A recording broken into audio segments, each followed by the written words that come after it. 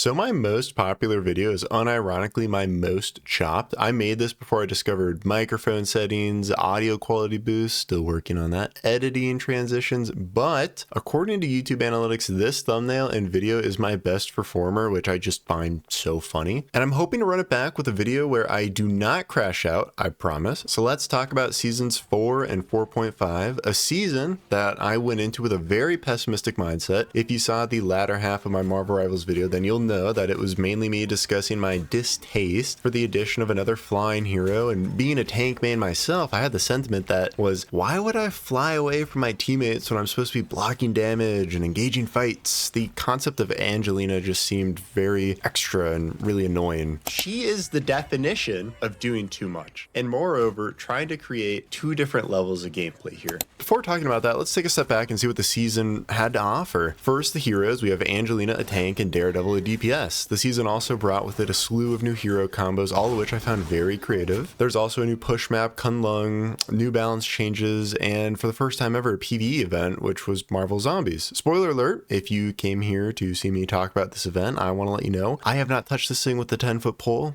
It looks cool, but it also looks meh, because PvE events historically haven't worked well in these kinds of games. They've usually been super mid, and I've just kind of stopped paying attention to them. I have other games for my PvE needs. Okay, let's dissect this. Like I said before, I was going into this new season expecting it to be incredibly wretched. I saw the heroes, I saw the combos, I saw the current state of other heroes, and I thought, I'm gonna destroy my keyboard. It's not surviving this season, but oh man, to tell you the truth, I actually had a lot of fun with this season. I know, crazy statement, damn near sacrilege to put fun and Marvel Rivals in the same sentence, but I did. I enjoyed it. Me and my buddy were just talking about it last week about how we've actually had the urge to play more matches and how we've been less upset over losses. I wish I could provide a hyper analytical section where I recorded each match to create a formula to determine reasons for the level of fun and season 4 compared to season 3, but brother, I ain't doing that, right?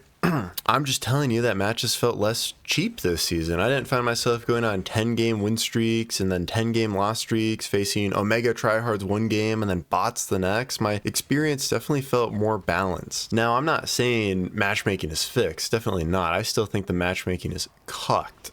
Don't let me convince you otherwise. I 100% still get some wacky dude on matches. All I'm trying to say though is that with my experience, the skill level of players I faced this season felt much more equal, and outside of that, the balance changes felt good. Honestly, a lot of heroes I crashed out on last season weren't nearly as bad this season, so say what you want, but this season felt much better than the previous. Okay, now let's jump to the weirdest area of the season, the new content. Starting with Angelina.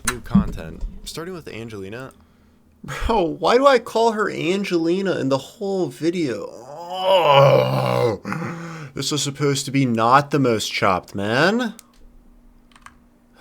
I gotta be honest, she's not the powerhouse I thought she'd be. Hell, I'm gonna put my foot down right now and just tell you, she's pretty buns. Straight cheeks, very mid and barely used. Sure, you still come across the occasional one trick or an absolutely annoying Angelina player, but for the most part, she's a throwaway troll pick, providing little value and very easily countered. And I'm actually okay with this. I still hate the concept of a flying tank, so I don't want her to be good. Okay, keep her here. I don't want to play against an overtuned, super juice, geared out of her mind, trembolone sandwich Angelina anytime soon. That just sounds awful. Speaking of overtuned, is not Daredevil. Now hold on. Before I get completely discredited, I get it. He's very good. He has a high pick rate, and even the pros have started to use him, but taking a step back, he's definitely one of the more balanced heroes. I don't think he's broken. I actually think he just has a good kit with balanced abilities and is a fun character. Also, speaking on Daredevil, I find people in my games and my elo putting him far down on the ban list. If Daredevil is getting banned, it's usually a target ban or someone just got absolutely shit stomped by him in their last match. But outside of skins and events, the last piece of content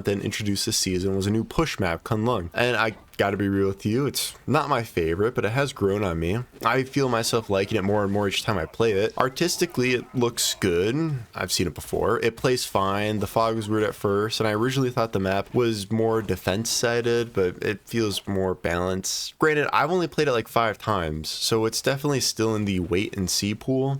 but I always like the addition of new maps. I think map related content is needed just as much, if not more, than new heroes, and it's always good to rumble up the map rotation. As far as content goes in season 4 and 4.5, that's it. Of course, it wouldn't be a season without the metric buttloads of skins, events, event cards, minigames, pop-ups on my screen aimed to activate my Neolithic brain and swipe my card like a madman. Give me money, give me money, give me money, which I didn't. But overall, to sum it up, gameplay-wise, the season was really good. From my tank perspective, I enjoyed the matches I played. I was enjoying the game much more than I did in season 3, and I found myself wanting to play more. The content that was introduced, like the new stuff, I thought it was okay. Nothing blew me away, except for granted, even though I didn't play it, the introduction of the Marvel Zombies mode. I wasn't expecting that. But other than that, the content felt pretty standard. I think some of that contributes to neither of the heroes being incredibly broken and the map not really being a standout. So the new content didn't really make a lasting impression. Two final notes to wrap this up. That is that while I enjoyed this season more, it is worth saying that this is easily my least played season. There's just so many other games in my backlog and videos I've been making, and I wanted to mention it because my time played could very well contribute to my positivity.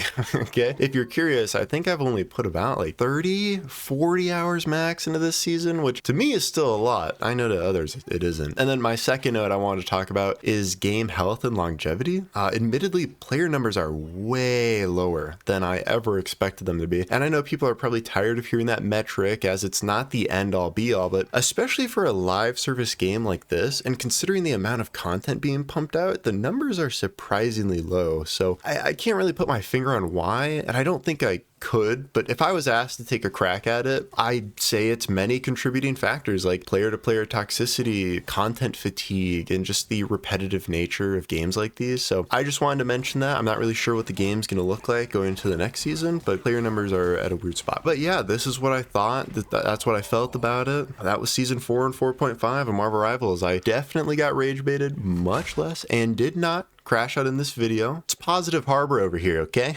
All right, well, thanks for watching. I'll see you again next week, but I might have a cheeky second upload. I've been working on something a little wacky tobacky, so keep your eyes out. Okay, thanks.